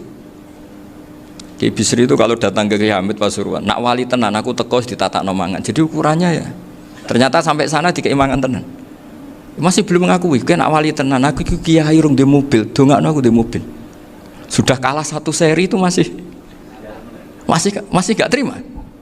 Lalu itu Mbah Hamid akhirnya berdoa, ayo monggo, mugi-mugi Ki Bisri gak ada mobil. Itu setelah didoain masih tanya, mereknya apa merek? Jadi itu Mbah Hamid jawab, ya paling Holden itu. Nah, paling Holden. Itu nyari mobil itu ya adalah dapatnya Holden. Suatu saat Mbah Bisri ditudang Mbah Hamid gak dikasih bisaro. Karena utangnya sudah banyak Mbah Hamid. Mbah Bisri ini utang tadi, utang doa tadi. Itu ya gak dikasih bisaro. Ya gak mau kesang apa-apa kelambimu kayak aku. Didol sama muhibbinya Mbah Hamid. Itu harganya melebihi jatah bisaro. Ketemu Mbah Hamid, Kang, susu Kang, mergo. Jadi dulu itu rileks, makanya ini yang diceritakan ke Zofur. Sebetulnya kalau kiai-kiai itu bersanat itu ya rileks, hidupnya itu rileks. Karena rileks ini perlawanan terhadap kemungkaran. Saya dulu musyawarah sering sama Gus Zofur usul fikih. Itu jelas di antara yang ditulis Lubil Usul itu. Ya kita tahu tadi misalnya sanad usul fikih, Mbah Ber itu sangat al-usuli, Kiai Zubair Dahlan, abahnya Mbah Mun. Punya murid diantaranya Kiai Sahal. Kiai Sahal punya karangan Thariqatul Husul fi Syarhi Lubil Usul. Itu Thariqatul Husul itu beliau ngendikan dalam mukaddimah bahwa saya bisa mensarah ini berdasar ngaji maknani sama Mbah Zubair. Terus beliau mengutip sarah itu dari kitab Nailul Ma'mul. Beliau ngendikan binus khotin khatiyah ghairi matbu'ah. Dan itu ditemukan di Kiai Mansur di Lasem karena Kiai Mansur iparnya Mbah Sahal. Mansur bin Khalil itu diantara katibnya Syekh Mahfud. Jadi semuanya ini sambung. Mbah Ber saking ahli usul fikihnya, kalau ngajar usul fikih itu kalau guyon takriran saya ini lebih memahamkan ketimbang sarah. Ya sudah, terus Mbah Zubair Kiai Fakih, terus Syekh Mahfud. Di sini Syekh Mahfud termasuk orang yang dekat Mbah Munawir sampai putrane Mbah Mahfud namanya Gus Muhammad dibawa Mbah Munawir, kemudian mondok di Termas diantaranya, terus di nikah jadi menantunya kalau nggak salah Haji Taslim di Betengan, kemudian sekarang juriannya Mbah Mahfud di Betengan. Ini nggak boleh hilang secara seperti itu. Diantara di usul fikih diterangkan ketika diantara 5 hukum itu ada yang bernama mubah. Mubah itu boleh dilakukan, boleh ditinggalkan, dan kalau dilakukan ya tidak berpahala, tidak disiksa. Itu ada ulama yang protes nggak bisa seperti itu. Ithma min mubahin ila wa tahaqqaqu bihi tarku haramimma fa'il zamu minas sukun tarkul qatli wa minas sukut tarkul qadaf. Tidak bisa, mubah itu tidak ada. Kalau kiai jagungan semalaman itu Allah ngitungnya itu hada taroka dugem, wa hada taroka delok dangdut, wa hada taroka kada wa kada. Oh, itu luar biasa. Dan kita ngikuti yang seperti itu saja. Gak usah tahajud, gak usah witir telulas kaya ora kuat timbang gremeng wis. Sewengi jagungan, setan ngenteni kita tergoda maksiat, ternyata maksiatnya sampai tutup, kiainya masih apa? Jagungan. Jadi jagungan saja ada ilmunya bahwa itu perlawanan terhadap tarkul ma'asi. Sehingga bagaimana Anda katakan mubah ini mubah, toh gunanya adalah tarkul haram. Meskipun efek mubah juga bisa tarkul wajib, wae bojo blonjo turu. Karena wae ngrumat ibuke turu. Itu halal wajib. Jadi mubah itu resikonya ya bisa tarkul wajib, bisa tarkul haram. Sehingga kalau sanad ini terjaga secara baik, secara kultur, saya sering juga sakuan sama Gus Yofur itu mesti tak niati gitu. Jagungan wong alim kuwi ibadah dan menikmati ibadah adalah dabul auliya wa dabul ulama. Kata Imam Ghazali pada akhirnya waqud buhadatin al istilzat bil mubahat. Kata Imam Ghazali pada akhirnya qutbu hadatin madaru hadatin, pokok dari agama ini adalah melawan kemaksiatan dengan kita menikmati al-istidzat bimubah. Kita menikmati sesuatu yang dibolehkan Allah Subhanahu wa taala. Dan seperti ini itu bisa qasmu dhuhri syaitan, bisa menghancurkan punggungnya setan. Karena kalau melawan setan dengan ibadah ini kadang kita capek selain isra potongan. Tapi nak kangkang ning komplek H gitu jagungan mbek kancane, ngenang melarate, mbok ngenang ora sekolah, ra munggah kenangan. Sing ra munggah diarani istiqomah. Itu kan diarani tulus zaman, kok sing munggah dianggap kesusu. Saya ini punya pondok Quran, kalau ada yang hafal 3 tahun mesti digojol kancane, gak apik kesusu itu. Kesusu itu mesti tidak barokah karena tergesa-gesa apa? Hatam. Sehingga yang enggak hatam-hatam itu kayak partai mayoritas. Ini yang partai tulis zaman katanya. Ahlus sabri katanya. Akhirnya di pondok gara-gara itu mau guyon, tapi enggak ada stigmasi yang enggak naik. Di Pondok Sarang itu saya punya temen itu banyak yang sak kelas dengan saya, sak kelas sama Gus Kamil, akhirnya sak kelas dengan Gus Sofur. Padahal saya ini kakak kelas. Saya temannya Gus Kamil, temannya Gus Sofur. Ini anak ini nggak pernah naik. Itu nggak dinyek, nggak dicibir di pondok. Karena guyonan tadi, guyonan bahwa ini bagian dari bentuk apa? Istiqomah. Nanti yang goblok juga tenang. Karena kiainya cerita, kadang santri goblok ya barokah. Di sini pondok akeh santri ora tau sinau ning omah dadi kiai gede. Selalu kiainya tuh cerita seperti itu. Akhirnya sing goblok ya bangga dengan kegoblokannya. Iya, jadi kiai itu orang yang meskipun guyon ini barokahnya Masya Allah. Dan setahu saya kiai-kiai alim itu ya senengannya guyon, karena tadi guyon itu luar biasa. Bapak saya itu kalau pesan sama saya itu enak ngaji wis guyon nice. Wong ning omah mikir utang, mikir wedi bojo macam-macam, kok ngaji kok jak nangis pisan, nangis ping pindho gitu. Sudah jak guyon ae. Paling gak lali. Dan beliau punya dalil kul bi fadlillah bi rahmati fa bidzalika falyafrah. Jadi jangan sampai orang ini farah bil maksiat, jangan sampai orang itu. Dan ini yang saya kenang dari sekian cerita murid Bali. Mbah Ali Maksum ya senangane guyon. Gojol-gojolkan mbek santri guyon. Ini saya maklumatkan ke semua santri beliau bahwa ini bukan sekedar guyon, tapi al-istildzat bil mubahat. Ini adalah perlawanan terhadap setan, karena banyak orang bisa senang tuh kalau nunggu maksiat. Ini bisa senang dengan sesuatu yang tidak maksiat. Itu kayak apa hebatnya? Makanya Nabi itu kalau ketemu sahabat ya sering ngendikan yang ringan-ringan. Ya Umar ma'afalan duher jong mano umbiye ije. Kalau ketemu anak kecil ya. Nanti ketemu yang tua-tua yang sudah nggak bisa mikir, ya cerita-cerita. Saya mohon sekali murid-murid kerap ya, jangan hanya ngaji fikih. Kalau hanya ngaji fikih itu posisi Abu Hanifah itu seakan-akan nyun sewu orang yang sangat tidak ahli hadis. Karena beliau di situ kelihatan kalah sekali dengan Imam Syafi'i. Apalagi di perdebatannya Muhammad bin Hasan Asy-Syaibani dengan Imam Syafi'i itu kelihatan sekali betapa Abu Hanifah itu orang yang nyun sewu ditinggalkan dalam ilmu hadis. Sampai beliau hanya dapat gelar min ulama ahli ra'yi, termasuk ulama yang kuat logikanya.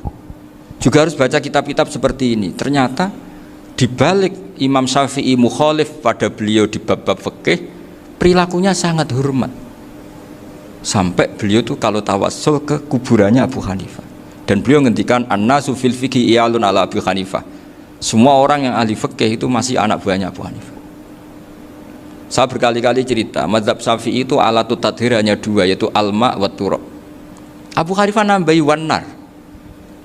Alasannya Abu Hanifah, orang mukmin yang dosanya banyak itu dibakar di neraka, dan alasannya Allah litadhirihim, untuk mensucikan mereka. Sehingga pikirannya Abu Hanifah, an-nar itu min alatit tadhir. Apa yang terjadi ketika bata itu batu bata yang dibakar, di situ campur teletong, campur apa-apa, itu kalau sudah mazhab Abu Hanifah selesai, sudah suci, karena sudah ngelewatin pembakaran.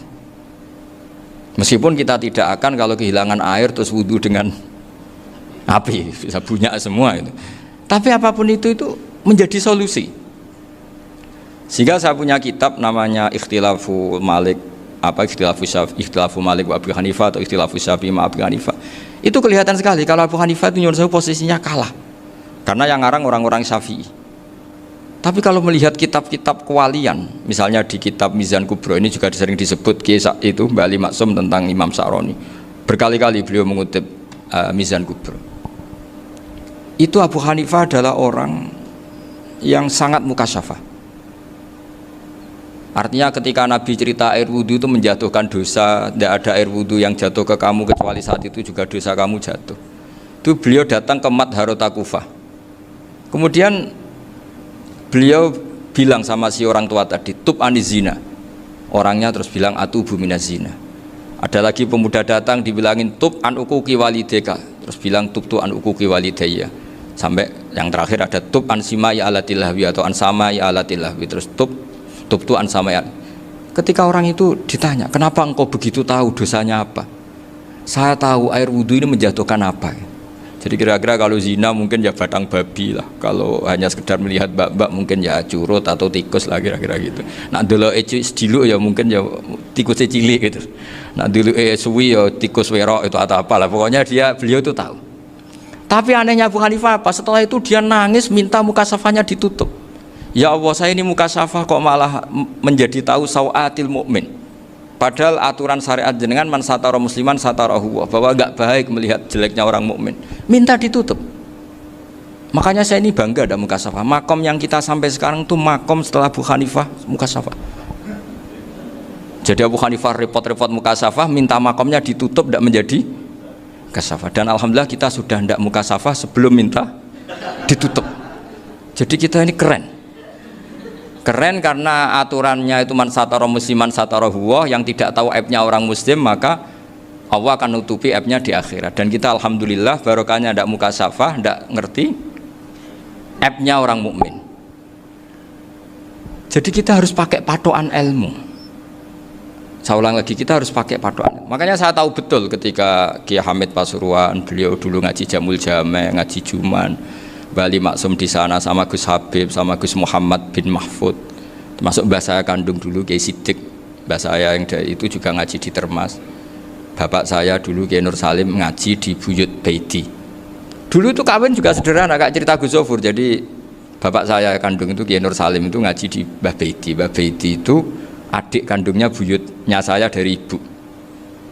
Nah Mbah Baiti itu teman akrabnya mbah saya namanya Kiai Nur Sam, Mbah Nur Sam. Singkat cerita terus Nur Kiai Jorabi narat Arabekno itu. Setelah bapak saya ke Badullah mau ditawarin jadi mantu, kata bapak saya kula pun dipek mantu Mbah Baiti. Akhirnya dapat ibu saya itu. Karena ibu saya itu cucu Mbah Baiti, cucu lambung. Jadi mbahnya ibu saya itu Mbak Yunya Mbah Baiti. Namanya Mbak Sofia tadi yang dapat Mbak Idris itu. Yang Mbak Idris ini bin Umar.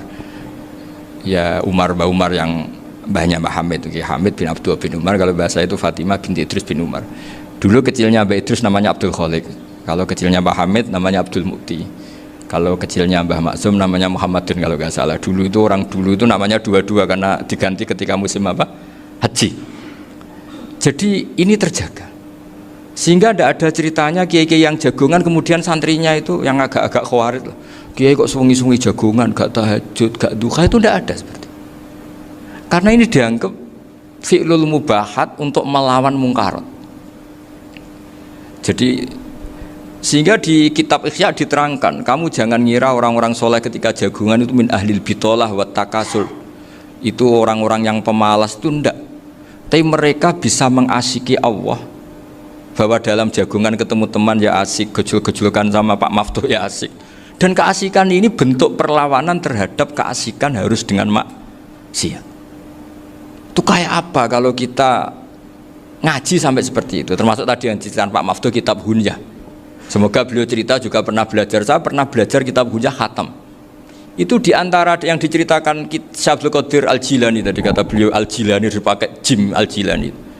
Ini agak beda dengan kita. Mbah Zubair itu punya kitab namanya Al-Qolaid Al-Uluyah. Beliau menfatwakan nama-nama ajam itu kamu bebas. Ajamiyun fasna bihi masyita. Sehingga kita kalau punya kiai harus maca qolal ustukhri, sing tok maca qolal istukhri. Tirmidzi juga nasibnya sama, qolat rawahut tirmidziyu, sing tok rawahut turmudziyu. Yang satu rawahut tarmidziyu. Ya karena kita keluarganya Tarmidzi apa enggak gitu. Makanya kata Mbah Mun sama masih ingat. Kata cerita Gus Zofur tadi, adabnya Gus Zofur itu cerita tentang keluarga ibunya. Padahal keluarga ibunya juga orang-orang soleh yang luar biasa. Itu kata Mbah Mun, kowe roh jenenge Imam Bukhari tahu ya. Jenenge sapa? Saya nyebut Muhammad bin Ismail bin Ibrahim bin Muhirah bin Bardasbah. Lah iya Bardasbah mbok waca Bardisbah yo. Lah cara kene mbok Parmin mbok Parlan. Jadi Bardisbah mbok Bardasbah iku cara kene yo Parmin mbok. Iku rak Mbah Fadl Senori dadi kabeh diwaca Arab. Jenenge Mbah Umar Harun. Dhisik yo wong sarang Mbah Harun mbok Kirun yo ora roh wong dhisik yo wong kuno ya. Jadi kalau versi Mbah Fadl termasuk yang pertama bikin nasab Mbah Maksum itu tulisannya Mbah Fadl yang dikutip Habib Haidar tadi. Ya saya seperti Gus Zofur juga mencari-cari hubungan ulama-ulama di Jawa. Itu Mbah Mun itu kalau bicara ya mbahku orang sing jenenge Kiai Serut. Kalau ditulisannya Mbah Fadl itu Syaraf. Jadi Mbah Fadl itu fanatik orang-orang alim itu ditulis Arab, kalau Mbah Mun itu Jawa. Dulu tuh ada wali seto di daerah saya. Dulu orang ya janggal, ternyata ada sato itu kesamaan di Arabnya itu. Sehingga kiai-kiai itu ada fanatik Tirmidzi, Turmudi, Tarmidzi, Jilani, Jailani karena ajamiyun fasna bihi masita. Jadi kalau nama-nama ajam semongko lah baca sekenanya sementing.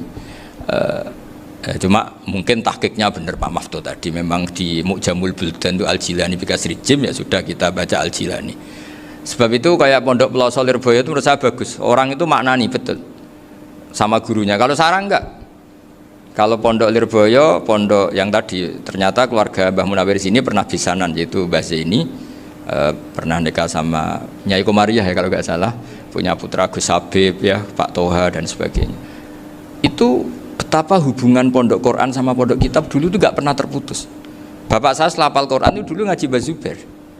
Jadi bapak saya sering ngutip mu'en apa, padahal bapak saya itu terkenal tuh, beliau cita-citanya itu saya ingin hafal Quran kayak hafal Fatihah. Beliau itu sampai sepulahnya sekali. Karena beliau inginnya hafal Quran kayak hafal Fatihah. Termasuk murid terbaiknya Mbah Dullah bapak saya. Itu ya ngaji kitab. Sehingga kata Mbah Mun, jadi Mbah Munawir de mantu Bali Maksum, itu ya sudah dipenggali. Sudah dipenggali dituruti pangeran.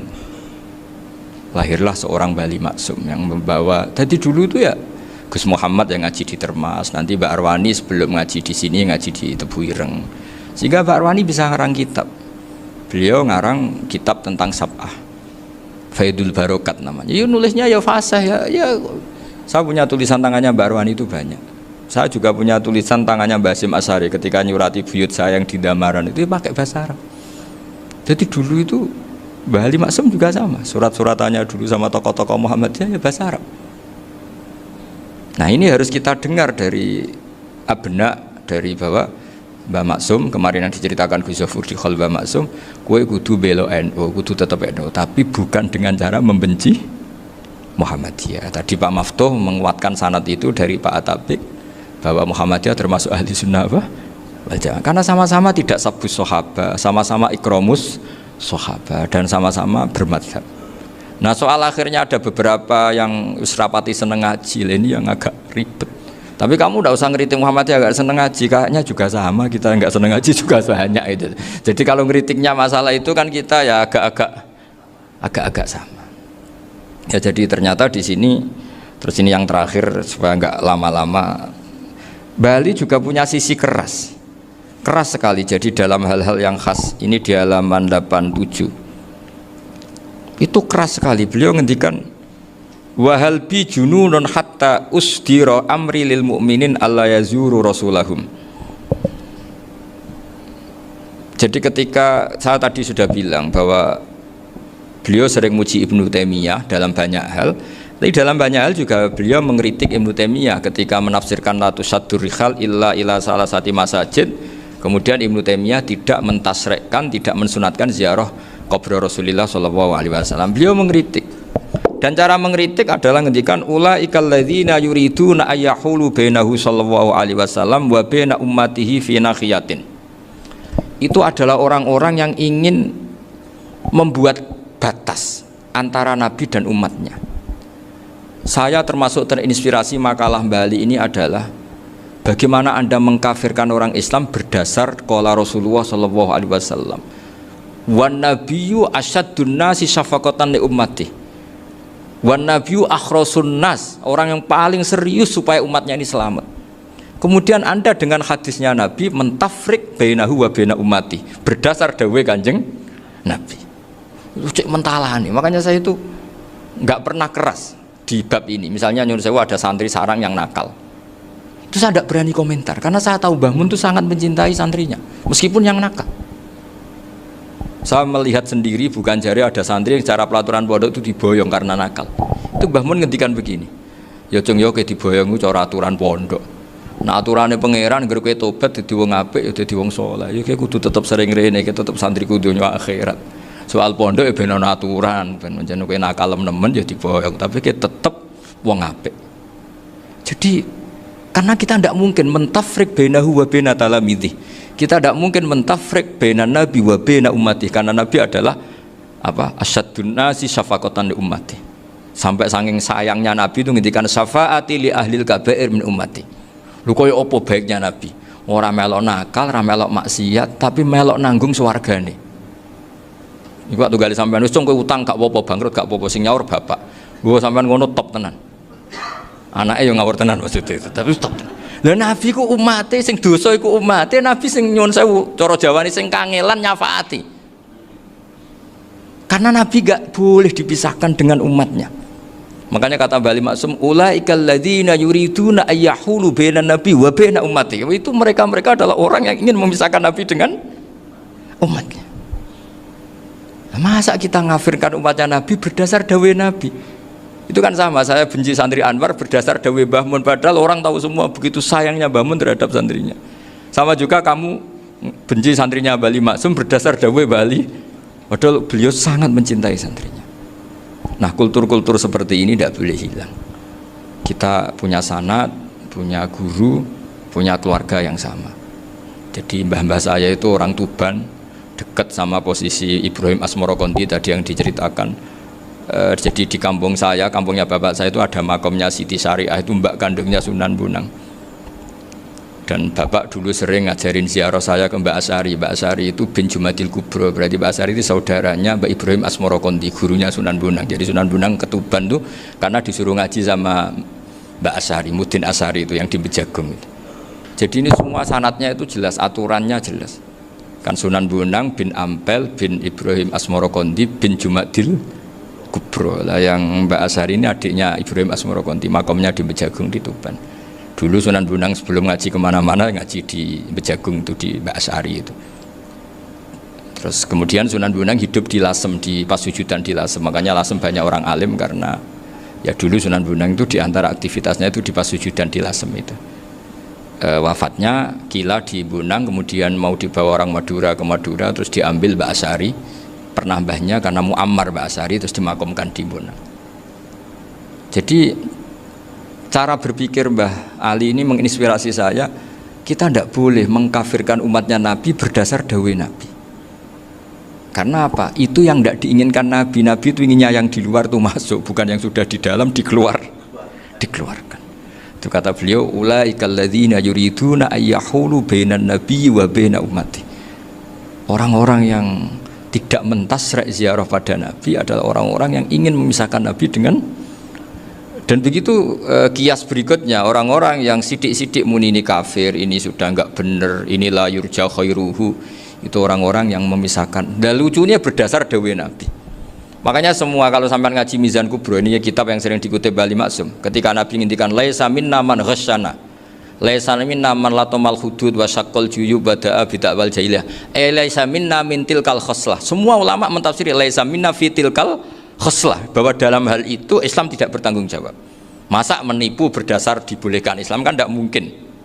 Semua perilaku yang salah disebut Nabi laisa minna fi tilkal khoslah, bukan laisa minna fayakunu huwa kafiran. Tidak ada satu ulama yang mengatakan laisa minna Berarti orang ini kalau menipu sudah kafir. Ketika dosa ya sak dunya kafir kabeh. Siapa enggak pernah menipu? Sekedar pernah. Siapa enggak sering menipu bahkan? Hobi kadang ya rezekinya dari nipu. Lah itu kalau betul maknanya laisa minna terus kafir, semua orang di dunia kafir. Karena siapa sih yang selain Nabi yang enggak, selain Nabi kan enggak mungkin apa? Maksum. Belum lagi menurut teori usul fikih ada nipu yang wajib.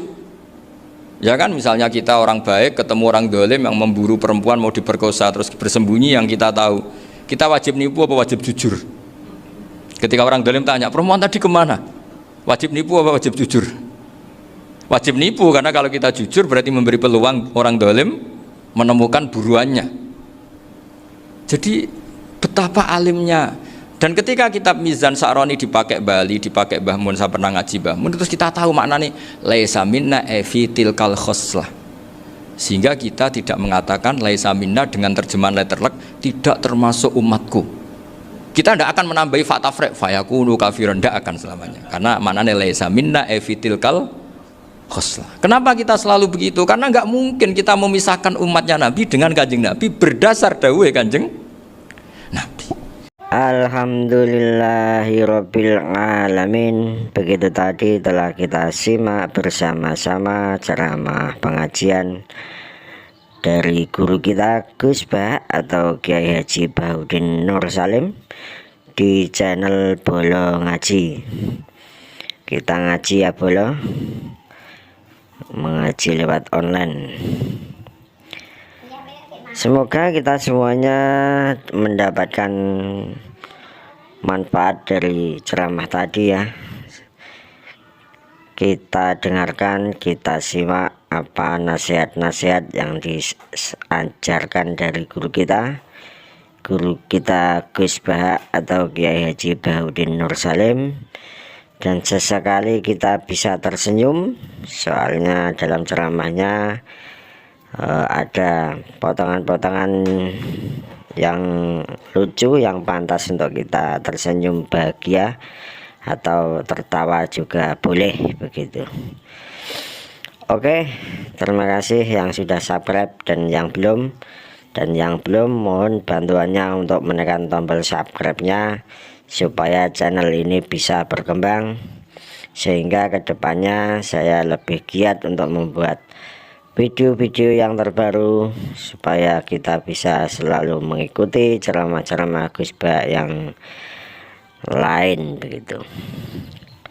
Semoga kita semuanya selalu dalam lindungan Allah Subhanahu wa Ta'ala, dijauhkan dari segala mara bahaya, dijauhkan dari hal-hal perbuatan yang maksiat, perbuatan yang melanggar norma-norma agama begitu. Dan insya Allah kita dijadikan umat yang selalu istiqomah dalam iman Islam kita sampai kapanpun. Terima kasih saya ucapkan sekali lagi buat yang baru bergabung, tetapi jangan lupa untuk bantuannya ya, menekan tombol subscribe-nya. Silahkan tinggalkan komentar di bawah atau menekan tombol jempol ke atas. Semuanya itu saya akan merasa berterima kasih sehingga channel ini bisa berkembang begitu. Untuk berikutnya disambung di lain waktu, dan yang kali ini video ini kita sudahi untuk saat ini. Bila mana ada salah-salah kata dari saya pribadi sebagai admin Bolo Ngaji, saya minta maaf yang sebesar-besarnya.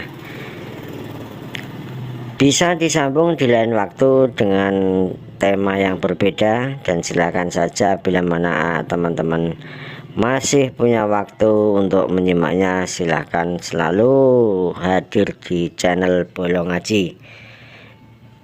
Mohon maaf untuk segala kekurangan. Sampai jumpa lagi dan assalamualaikum warahmatullahi wabarakatuh.